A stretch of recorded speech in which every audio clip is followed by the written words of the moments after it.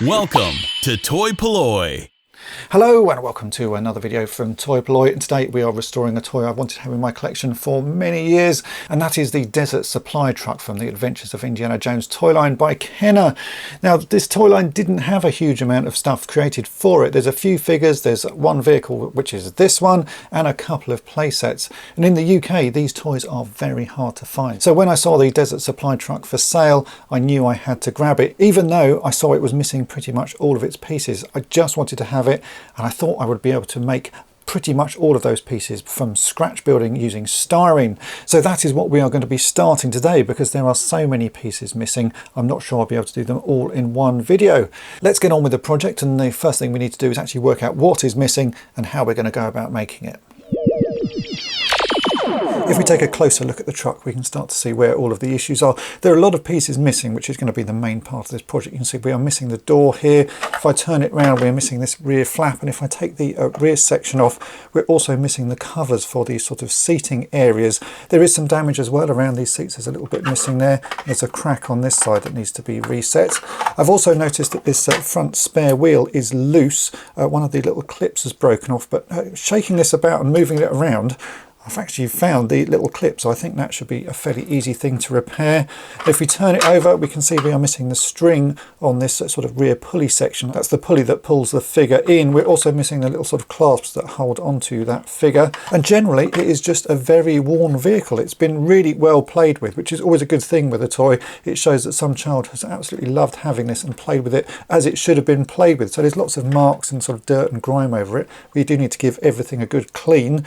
On this back section, there is a crack that someone has previously repaired. I can see there's another crack here, and we are missing one of the little posts that actually holds this onto the rear of the vehicle. This plastic is going to be very hard to work with because it's very soft and rubbery, so I'm not quite sure what we can do with that, but we can certainly replace that missing post there so that it holds in place. It's just going to be a pretty fun project. There is a lot to fix on it, so I'm not sure if I'll be able to get all of this done in one video, but I will certainly give it a try. The first thing that we need to do though is give everything a very good clean. It is particularly dirty, and generally while I'm cleaning things I get to see if there are any other faults with it, any other issues that we need to fix. Actually, just looking at this I can see we're probably missing a steering wheel as well. So I've not had this toy before, I'm learning things as I go along, so I'm going to see if I can find some more photos and reference to see if there should be a steering wheel there, but there's definitely a hole for one, so I think that could be something that we are missing as well. So anyway, let's give this a good clean. Some hot soapy water and a toothbrush. I should be able to get most of the dirt and grime out of this, and then we can start scratch building some of these missing parts. But yeah, let's give it a good clean first.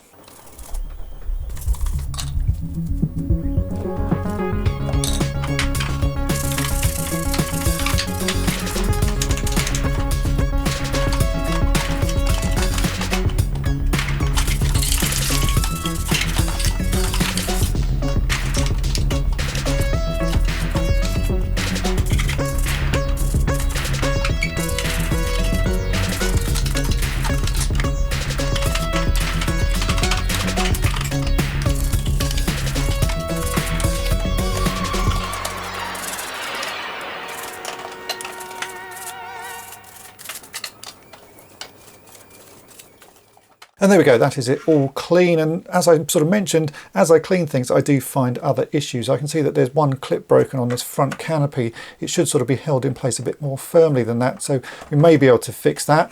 I can also see there is an issue with these front wheels that I don't think I'm going to be able to fix easily. I think the area where this axle is held in place on this side is fine. On this side, I can just about see it's cracked, so this is a bit sort of freewheeling. You can move it around more than you would normally. It's not actually an issue if you have the toy up the right way. It does stay in place. It's only when you lift it up and turn it over that you can actually see that that area is broken. So I probably will just leave that because it's not going to affect how the toy looks finally.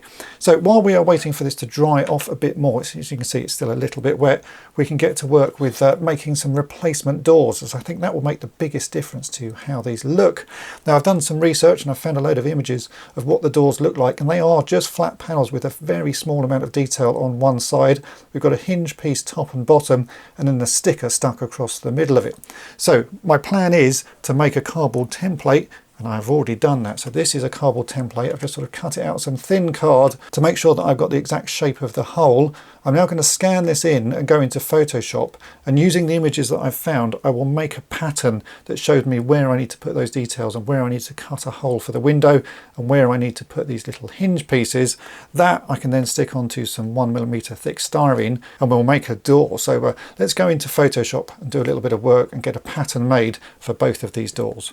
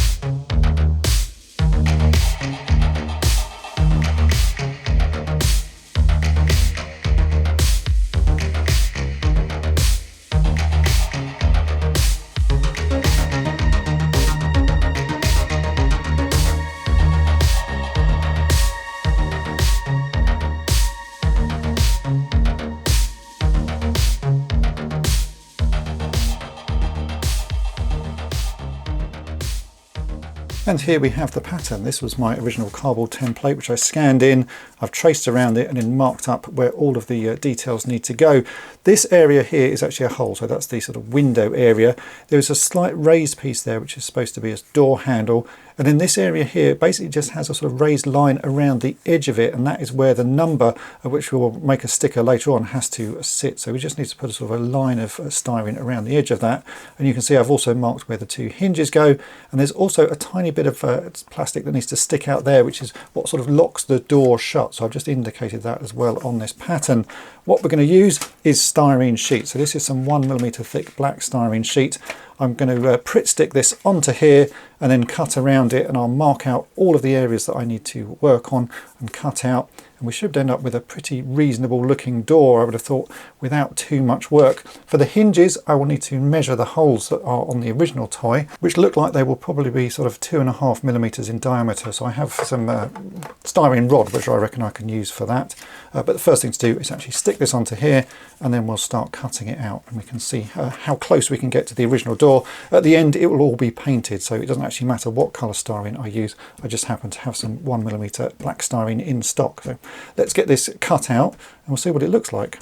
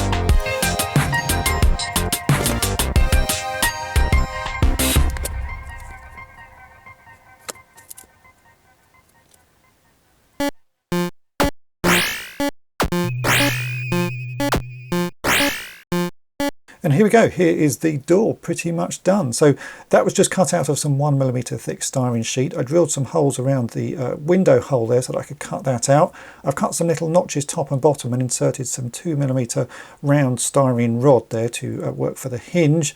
That is a 0.5mm thick piece of styrene sheet, just a very thin strip of it stuck on to make it look like the door handle. And then I have used some of this, which is some 0.5mm diameter styrene rod to make a sort of panel border.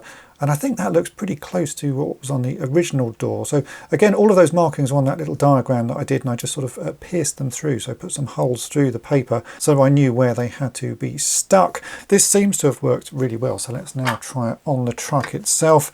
We've got the holes top and bottom, and actually because this is slightly broken, I can lift the top of that truck up. We can drop that in and then slot that in place as well. Oh yeah, that is working really nicely. That is a pretty snug fit, and it does open. So yeah, I'm very happy with that. The last thing I need to do is just stick a little piece of styrene on the back there to make a latch that needs to sort of catch on that section there. Why did that fall out? Did I cut one of these rods a bit too short? I wasn't quite sure how long these rods needed to be, so I have possibly cut one of them a bit short. Oh no, that feels pretty good. I think it only came out because the top of the truck is loose and actually comes out. So yeah, that is good. I'll just add that little latch there. Then I'll do exactly the same to the other door. And yeah, that is looking pretty nice. We can then move on to another part of this sort of reconstruction. I will be painting these all at the end. There's no point in painting them as we go. Let's do everything in one job at the end of this project. But yeah, that is nice. So let's add a little latch to that, and then we'll make the other door as well.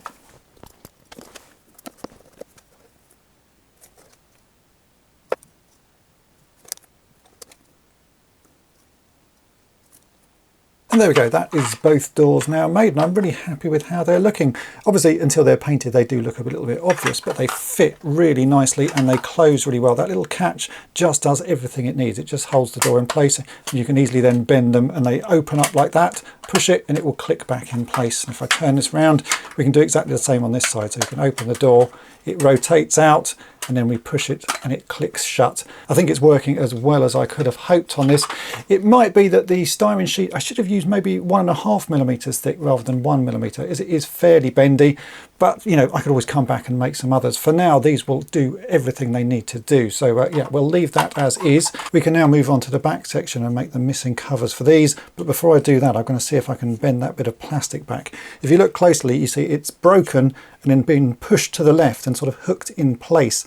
I reckon with a little bit of careful twisting, we might be able to unhook that and get that flush again, then a bit of plastic weld behind it to sort of hold it in place. That little corner that's missing there, I think I'll just leave. It's such a minor thing. I don't think it's worth fixing, but let's see if we can bend that very carefully back. There is always the risk that you snap more off when you try and sort of fix something like that, but I think it's worth a go. So let's get some pliers out and a bit of cardboard and see what we can do. So I've just got a little piece of cardboard here which I've folded a couple of times, and I'm going to put that over the bit of plastic so that I don't damage it with my pliers. I've got some pliers here. I can then grab that bit of cardboard, and I'm hoping I can just carefully twist that and get it back in place. I think that's actually moving quite nicely. Yeah, that seems to be going. It just needs some careful twisting. Yeah, there you go. That is now back in position. It's no longer hooked on the side. So I think a little bit of plastic blood just dropped on the inside of that will hold that in place, and no one will see that that has actually sort of been broken. Yeah, I think that will do. This front spare wheel has a damaged clip, and luckily when I was shaking the toy, the remnants of that clip fell out. So I'm hoping I can just plastic weld that into place. You can see we have a clip on either side of the hole, and then the post which just holds the whole wheel upright. And it feels like this plastic should work very well with plastic weld. So that will be my first thing to do. Let's plastic weld this on, and we'll leave it to bond, and then we'll see if that sits back in place without breaking. If it does break, I think there's possibly something else we can do. Just drill some holes into this and drill a tiny hole into that and sort of reinforce it a bit with some paper clip. But I'm hoping that just a little bit of plastic weld will work well enough that we can get this in place. And once it's in place, you're never going to take it off again. So it only needs to work the one time. So I have my plastic weld here and a paintbrush. We'll just get a bit of that on there.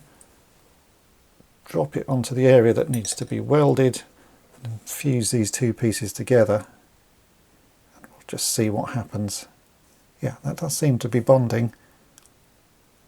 Possibly needs a little bit more plastic weld to fuse those together. But if we leave that to set, it will fuse as good as it's going to get, and I hope that will work. We'll come back to this later in the video. Looking at pictures of these missing covers, they are actually pretty simple. We can just take measurements direct from the toy to remake them. I can see there are holes at either end, which is where the sort of pivot points need to be. And then the panels themselves are going to be about that wide. So from the very edge of the toy to the edge of where that little pivot point is, we need to add a little plate that sticks out there. And then it's just going to be a case of cutting out notches for these 3 posts. So I will make one and we'll see how we get on. They do have a little bit of detail on them. You can see on the sort of truck bed here, we've got some lines to indicate it's made out of wooden panels, and these new panels need to have those sort of etched into them, but I have a tool that we can use to sort of add a rough bit of detail to it. Really though, it's just going to be a case of making careful measurements and cutting out another piece of styrene. I'm not quite sure how we're going to do these little pivot points at the end, but I'll work that out as we go along. So let's get this piece cut and measured. If it all fits, we can then do exactly the same for this side as well.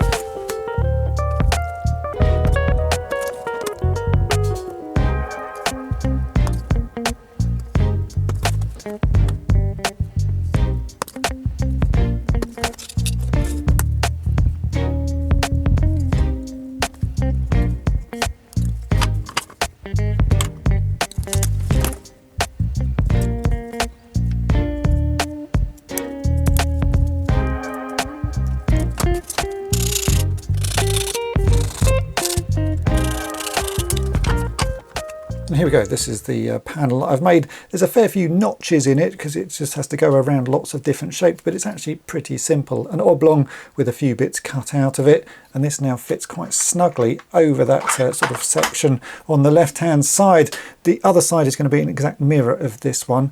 We need this little lip here because that's basically what you push on to open this up, and I'm guessing these are supposed to be sort of storage areas to put weapons and things in.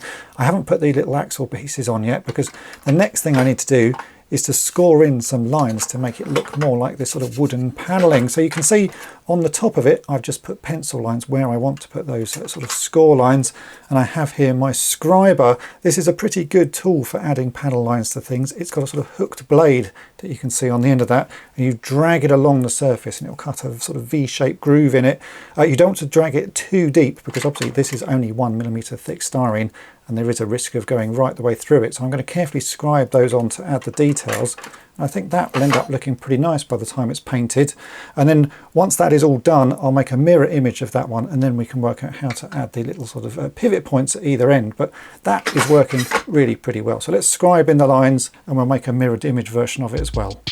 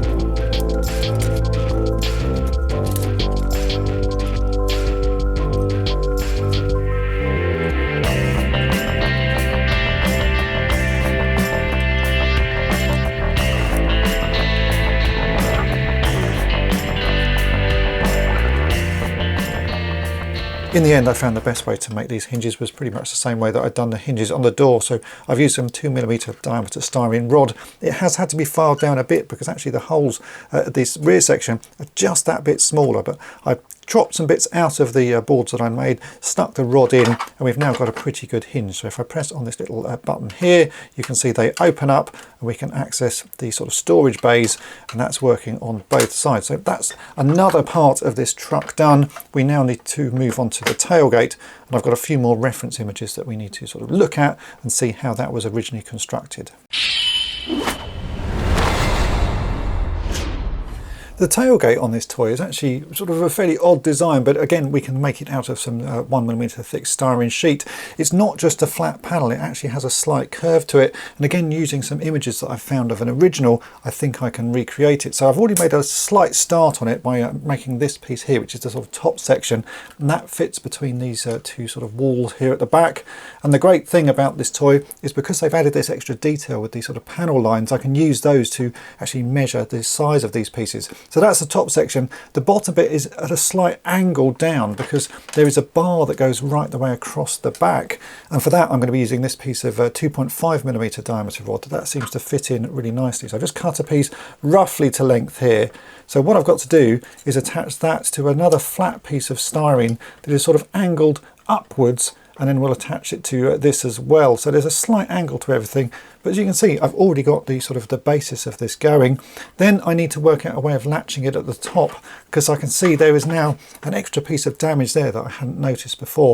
The original tailgate had two little sort of bits that stuck out either side that clipped behind those, but because one of them is missing, I'm not going to be able to do that. I think I'll just add something that adds a bit of friction on either side, so similar to what I did with the doors, and that should hold the tailgate in place. But already you can see that that is going to work. So let's get the next piece cut, and then we'll just do a bit of plastic welding. I might have to add a little bit of reinforcement to what I build, because we're going to end up with a piece that's got a slight angle like that. I'm a bit worried it's going to break, so I'll probably add a little brace just along that bit. And actually looking at the original image of the original one, I think they have similar anyway, so it will look the part once I've done it. So yeah, let's get these last bits cut and made. That should work really nicely.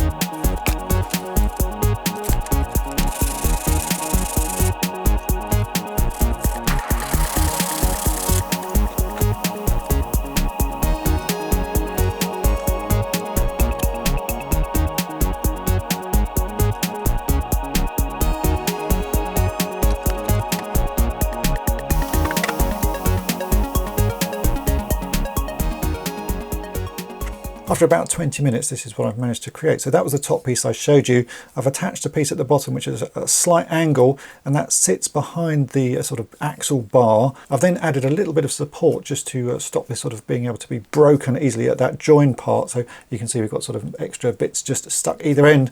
And then onto those, I've stuck again another little bit of 1mm styrene sheet, and that's just to create a sort of bit of friction so that it holds the tailgate in place when it's closed. So to put this on, we have to sort of put it on horizontally, slide that in that side, slide that in that side, and then you can see we can then push this up, and those two extra bits of styrene on either side are these sort of friction pieces, and that holds it in place.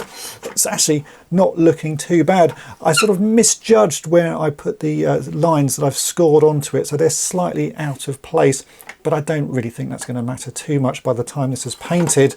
I've also just given all of these panels a little bit of a sort of rough over with some fairly coarse sandpaper to add a little bit more detail and sort of to fake a little bit of wood grain. So I sort of scratched the surface up just a little bit, and I'm hoping that once that's painted it will look a little bit more like the original sort of wood grain that's on here. But as you can see, we now have all the pieces to sort of put this truck together.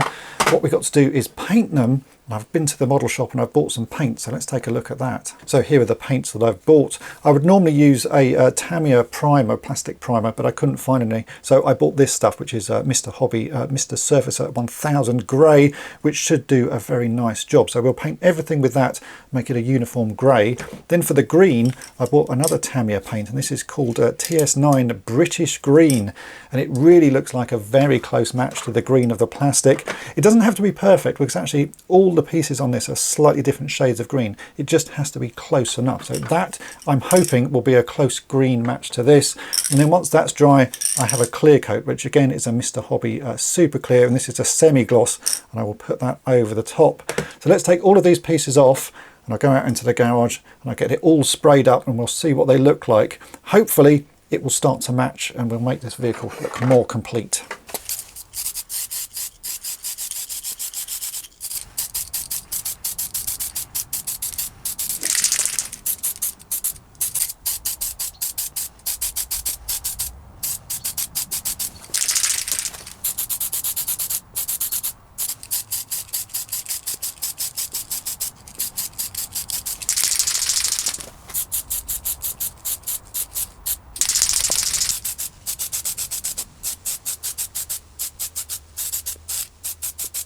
Toy-polloi.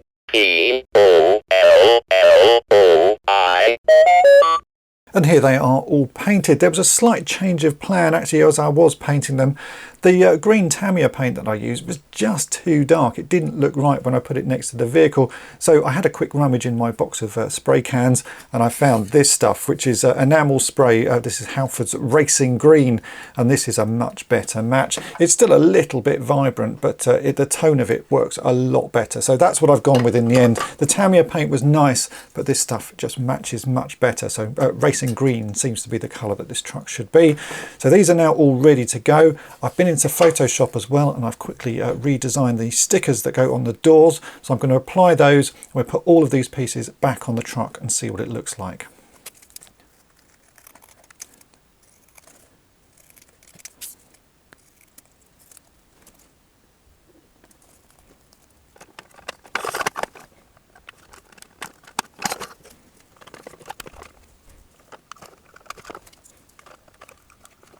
The final thing to check before we take a look at the sort of the completed vehicle, at least this stage of the completed vehicle, is to see whether this spare wheel will fit on again. So that was plastic welded on, and I've left it for quite a long while now while I've been doing all the rest of this project.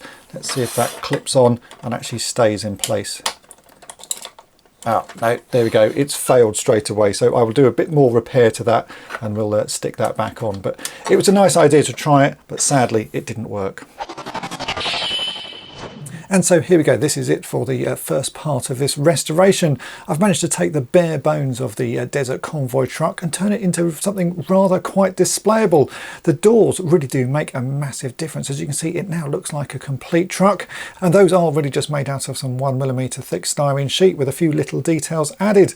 If we turn the truck around, you can see we now have the rear tailgate, which opens really nicely, and we've got the seat cover, so I can now actually store some figures in here, and by flipping the seats up I can also store weapons in the back. It really makes a big difference to the playability of this toy. The front wheel, in the end, I did just sort of pin and glue it, so I drilled some small holes into it and inserted a small piece of a staple and then glued it all in place, and as you can see, that now clips on really quite firmly. So this is it for the sort of first part of this project. I've done all of the bits I wanted to get done, but there's still quite a lot more I need to work out how to repair. I'm not quite sure what the steering wheel looks like, so if anyone has any good photos or reference of that, then please do send it over to me. And there's a whole load of other little small issues that I need to work on, so I will be coming back to this vehicle in future. If you have one of these that you need to restore yourself, I will put the template that I created for the door up on toy-polloi.com, and also put the sticker file that I've created to add those 112 stickers on the door. Hopefully this video has been of interest to you. If it has, then make sure to hit the subscribe button and tap the bell to be notified each time I upload a new video. And if you've really enjoyed it and want to help me out here at Toy-Polloi, then why not think about becoming a patron of the channel. You get early access to all of my restoration videos, plus access to an exclusive video series called On the Cutting Mat, where I show projects and restorations that you won't see anywhere else. So have a think about that, and thanks for watching. Thanks for watching Toy-Polloi. Subscribe for more great videos.